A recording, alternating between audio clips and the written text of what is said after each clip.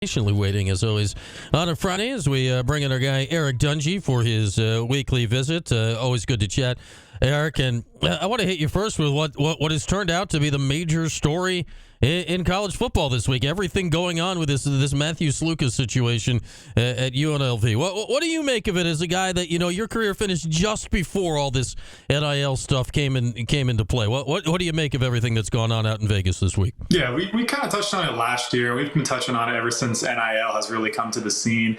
Anytime you get money involved, it's going to complicate things, especially for these athletes who they're promised one thing, and then when the promise is not delivered, then you see the ripples that have affected from that. As far as Matthew Sluka, I mean, he's had a great year. I think he could have gone about it in a better way and still been on the team and have, you know, an agent or an attorney or somebody else, you know, do that for him. That's not up to him. And maybe that was his attorney or his agent's, you know, his advice was, hey, let's step away. But, you know, you're having a great year. You're top 25. You're cruising. You're doing great with your team. And, you know, it's $100,000, which is a lot. But after taxes, you know, what you're looking at, you know, $65,000. I mean, is it really worth that for the season that you're having and the potential opportunities and the memories and, you know, maybe the success that you could have with that team? But again, maybe he's just the cornerstone and leading the way. I can't say I judge him. I can't say I really disagree with his decision, but at the same time, it's hard. You know, the competitive nature in me would be like, I'm not stepping away. I'm going to figure out a way to get my money and to make sure I'm making my plays at the end of the day. So I didn't have that opportunity with the NIL in college. You know, I was lucky if I got some, you know, Chipotle or something compliantly. But you know, it's a crazy new world we're living here. And I think this is just going to be the start of it. And until they really get some regulations and until they really get something set in stone, you're going to see more and more of these stories popping up. That was very adult of you, Eric, factoring in taxes. That is something I don't think a lot of people consider with this. You do have to pay taxes on your NIL, people. That is taxable income, so you do need to take care of stuff like this. Like, I do wonder, Eric, like, do you think there's going to be a day where, like, literally players are going on strike before games? Like, could you imagine tomorrow, like, Georgia and Alabama are playing, if like 10 Alabama players are like, yeah, well, you know, maybe we need a little bonus before we go out there before kickoff. It doesn't feel that's like crazy in this world that has no rules right now. I mean, more money, more problems. You know the common saying there, and you know, money will bring some greed, and it's hard because, you know, as an athlete, you want that money. You know, you're working so hard for it. But throughout your whole life, you know, the goal was to get to the NFL to make the money. But now you have this incredible opportunity where you can make money on your name, image, and likeness throughout college. And that's just kind of the persona you can have, and you can optimize that time because you have a small window to really maximize your profits there. So I can't blame them. But it's hard because how do you regulate this monster? Or you have other teams, whether it be, you know, baseball or another team that's not bringing in as much revenue, but, you know, you have a guy that, you know, is a superstar, and what is he going to get allocated? There's so many different factors that come into play here. So I see why the NCAA was hesitant to get this ball rolling. But as an athlete, I'm happy that it's finally, you know, in the talks, and we're starting to work through it. And like anything in life, you got to work through the kinks, you got to work through the mistakes, and you're going to find a way to make things work. But it's just crazy to me. And I hope that college football kind of it has that culture of, you know, the college pride and everything else, but that's starting to kind of fizzle out now that kids are just getting that money pride. Yeah, and obviously, you know, the transfer portal, you could be here, you could be there, you could be anywhere given on a given season, and you're not really putting in 4 years into school very often anymore. So we got Eric Dungey with us. All right, let's get it on the field here, Eric. Last week, I'd say disappointing loss for Syracuse to Stanford. I don't think we quite saw the game going down that way last Friday night. What did you make of what happened with Syracuse last Friday? Yeah, we said it. I mean, Syracuse was only going to beat Syracuse last week, and unfortunately, that's what happened. There was a lot of errors and mistakes, mental mistakes that ended up costing them the game. And you know, I know Kyle McCord is he said he didn't get any sleep, you know, that night, and he was probably looking at the interception that he threw to Dan, and it just looked like miscommunication to me. I think he was expecting Dan to break out, and Dan didn't get out of his break quick enough. And then the second interception, you know, he took the accountability for it, which I love. He's a gunslinger and he understands, I underthrew that ball, that's on me. But those turned out to be very, very costly interceptions and big swings in the game. They still had an opportunity.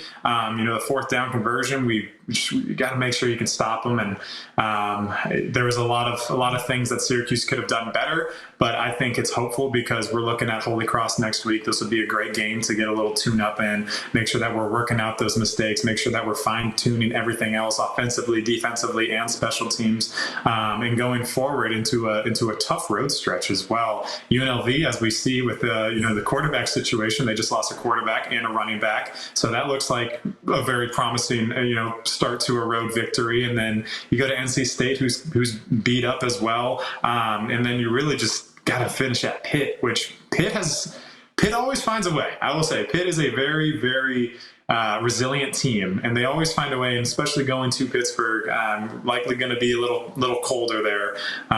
So it's really the time right now for Holy Cross is to kind of use this as your preseason game, and nothing against Holy Cross, but Syracuse does have the better athletes, and it sounds like they're a little banged up and lost some key players as well. So this is the game to get that confidence back, get Aronde the ball, get LeQuint some touches, and get these guys rolling and get them ready for a really tough road stretch.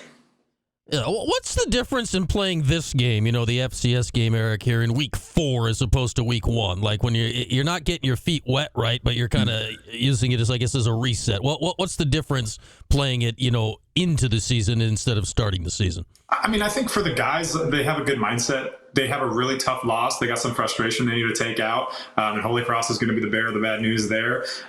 So I think, like I said, it's a good practice for them. Holy Cross, they still got great athletes. They're still, they're still getting paid as well, or not. I mean, I don't know. Maybe some of the guys are getting paid, but they're still on scholarship. They still got things going for them. They understand how to play football, and they've put up some tough numbers as well against some teams. But Syracuse is a different animal. I mean, you see the just top to bottom athletes that they have. Coach Brown's done such a phenomenal job, and if you're not going to get any time or any pressure on Kyle, good luck, because those guys are just going to get open, and Kyle's going to just tear you apart with his arm. And I think the defense is going to be pinning their ears back to really get some frustration out that Stanford's quarterback was able to kind of slice and dice them last time. I'd imagine if Syracuse felt like it, right, McCord could go out and sling it all over the place. But considering how the running game has not quite been there this year, is it almost more important, Eric, to come out this week and just get LeQuint going, just ram it down their throat early, and all right, maybe McCord's stats aren't there this game, but get the run established going forward at this point? I mean, I think McCord's stats are always going to be there. I think that's the common denominator. The Coach Brown has kind of hung his hat on that as, we go as Kyle goes. But you are right. That's kind of one of my key points that I had written down is get LeQuint the ball, get him confidence, because I think he's probably frustrated right now, and he can make those big plays. He's a hard runner, but you got to get that confidence. You got to kind of get in that rhythm throughout the game. I mean, Dante Strickland, he always used to say, just give me the ball, feed me the pill, and I just need to kind of get that rhythm, get that confidence, get my legs, and start taking those hits and see those holes and make those cuts. And that just comes with volume. And what a better place to do it than against a team like Holy Cross. All right, take me into the mindset of a starter in a game like this, Eric. Do you want to get in, get your work done early and get out and let the backups go, or you want to go have a crazy stat game in a game like this? I mean, for me, I never wanted to come out, and I'm sure the guys are the same way. I was always so mad whenever I got pulled out, whether we were up or whether we were down. I wanted to finish what I started, but as a teammate, you're on the sideline. They're like, all right, these guys need it. They need to get some reps, just in case something does happen, and that did happen in my career. The backup, was likely going to play at some point.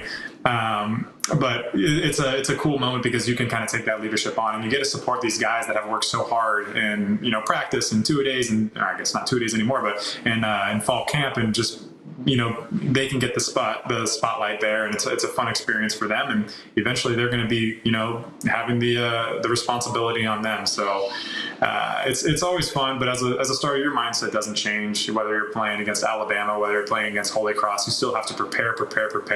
And you can never, not respect an opponent coming in, because if you play down to an opponent, then bad things can happen. And you've seen crazier things happen. All it takes is one fumble, one interception, and all of a sudden this team's got this momentum, and you're battling a uphill battle. So for them, just play clean, limit the mistakes, and then just get some confidence for the LeQuint and Rondé in that defense, just to get them ready for the road stretch coming up.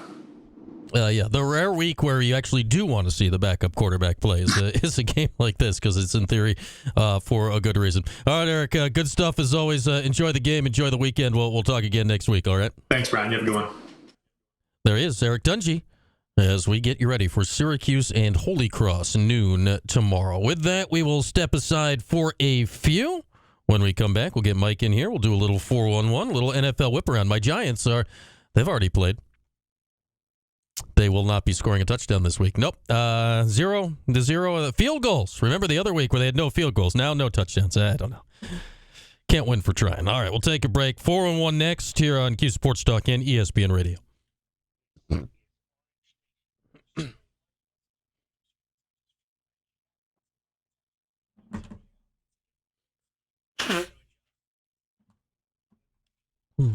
We like Eric.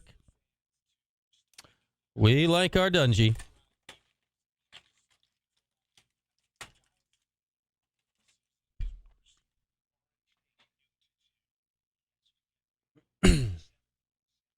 We like all our quarterbacks. Dungey, Dwaney, McCord. Look, it's Mike. And the crowd has gone wild? All right.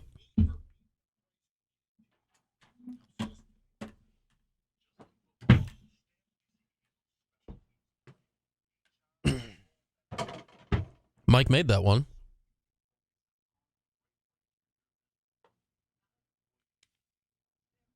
He can't help but hold the follow through.